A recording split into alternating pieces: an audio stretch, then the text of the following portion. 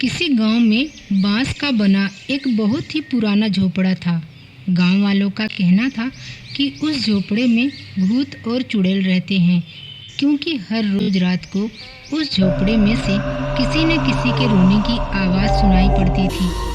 अरे बिमला दीदी, आप देख रहे हो, कहने को तो ये टूटा फूटा बांस का झोपड़ा है, पर पता नहीं इसमें कौन रहता है। हमने तो कभी इस घर का दरवाज़ा खुला नहीं देखा। अरे बहन, वो मुखिया चाचा तो बोल रहे थे कि इस झोपड़े में चुड़ैल रहती है। चलो यहाँ सा सच में चुड़ैल हो और वो निकल के हम दोनों को ही पकड़ ले। अरे नहीं बहन, क्या चुड़ैल रोती है? इस झोपड़े में से तो रोने की आवाज़ आती है। तुम तनिक रुको, मैं पूछ के आती हूँ, क्या पता कोई सच में मुसीबत में हो। अरे नहीं नहीं बहन, आपको पूछना है तो आप जाके पूछो, मैं तो अपने घर जा रही हूँ। इतना कहकर बिमला वहाँ से चली आती है। पुष्पा जैसे ही बांस के झोपड़े का दरवाज़ा खटखटाती है तो उसके अंदर से एक बहुत ही भयानक चुड़ैल निकलती है, जिसे देखते ही पुष्पा की तो सिट्टी पिट्टी गुल हो जाती है। अरे दया हो दया, यहाँ तो सच में चुड़ैल है, अब क्या करूँ? इससे पहले कि पुष्पा भागने की कोशिश करे, वह चुड़ैल उसे पकड़ लेती है। भागती कौन है? बहुत दिनों बाद तो मुझे शिकार मिला है। मैं हर रोज रात को कितना रोती हूँ, लेकिन कोई भी गांव वाला यहाँ पर नहीं आता।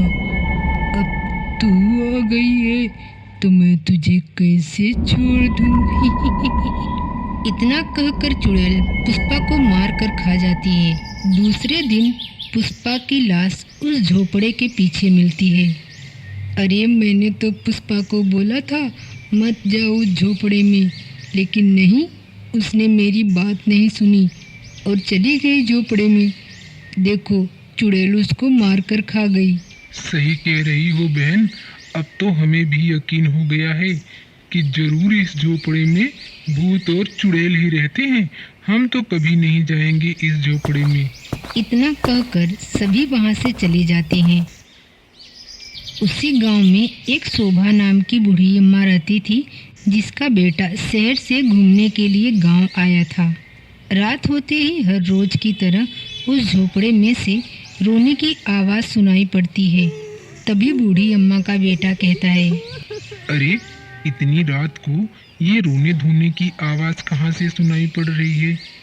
अम्मा तो सो रही है, क्या अम्मा को बुलाऊं? अरे नहीं नहीं, अम्मा को नहीं बुलाता हूँ, मैं ही जाकर देख लेता हूँ इतनी रात को कौन रो रहा है। इतना कहकर बबलू बांस के बने झोपड़े की तरफ जाता है। जैसे ही वह दरवाजा खोलकर अंदर जाता है तो वह चौंक जाता है। उस झोपड़े में एक बहुत ही भयानक चुड़ैल थी, जो बबलू को देखते ही एकदम से शांत हो जाती है और हंसने लगती है। आ गया तू, मेरा तो गला दुखने लगा हर रोज रात को रो रो के, पर कोई गांव वाला जल्दी आता ही नहीं। अब तू आ गया है, बहुत भूख लगी है, तुझे खाकर मैं अपनी भूख मिटाऊंगी। अरे अरे चुड़ैल जी, मुझे छोड़ दो, मुझे नहीं पता था कि तुम इस झोपड़े में रहती हो। मैं तो रोने की आवाज़ सुनकर तुम्हारी मदद करने के लिए आया था। तुझे कैसे छोड़ दूं? बहुत दिनों बाद तो मुझे शिकार मिलता है, बाकी इन गांव वालों को तो मेरी कोई परवाह नहीं है। मैं कितना भी रोऊं, कोई मेरे झोपड़े के आसपास भी नहीं भटकता। बबलू वहाँ से भागने की कोशिश करता है, लेकिन वह चुड़ैल उसे पकड़ लेती है और उसे मारकर उसका मांस खा जाती है। जैसे ही सुबह होती है, वह बूढ़ी अम्मा अपने बेटे को ढूंढने लगती है। तभी गांव के लोग शोभा को देखकर कहते हैं, अरे अम्मा, इतनी सुबह सुबह किसको ढूंढ रही हो? अरे का बताएं, वो हमारा बेटा है ना बबलू, पता नहीं कहाँ चला गवा और हमरा के कछु बतौबो ना कि। अरे अम्मा, आपने उसे उस बांस के झोपड़े के बारे में बताया था कि नहीं? कहीं बबलू भैया उस चुड़ैल के रोने की आवाज़ सुनकर उस बांस के झोपड़े में तो नहीं चले गए?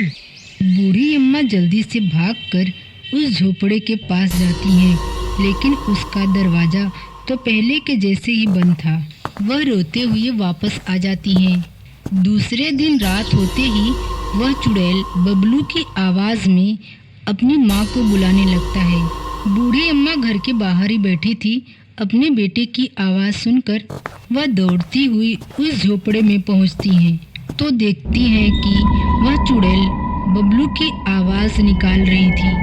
अरे नासमीटी, बता कहाँ है मेरा बबलू?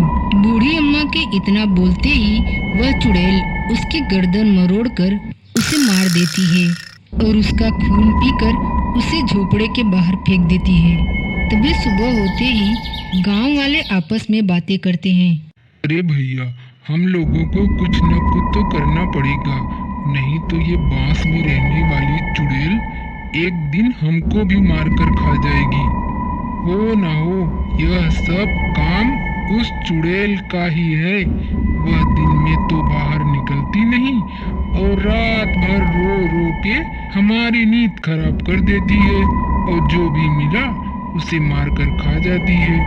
तुम सही कह रहे हो भैया, हम आज रात इस चुड़ैल को सबक सिखाकर ही छोड़ेंगे। रात होते ही सभी गांव वाले एक तांत्रिक को लेकर उस झोपड़े के पास पहुंच जाते हैं। झोपड़े में से जैसे ही चुड़ैल के रोने की आवाज आती है, तांत्रिक उसमें आग लगा देता है। झोपड़ा जलने के साथ ही वह चुड़ैल भी जलकर भस्म हो जाती है और सभी गांव वाले अपने अपने घर में शांति से रहने लगते हैं।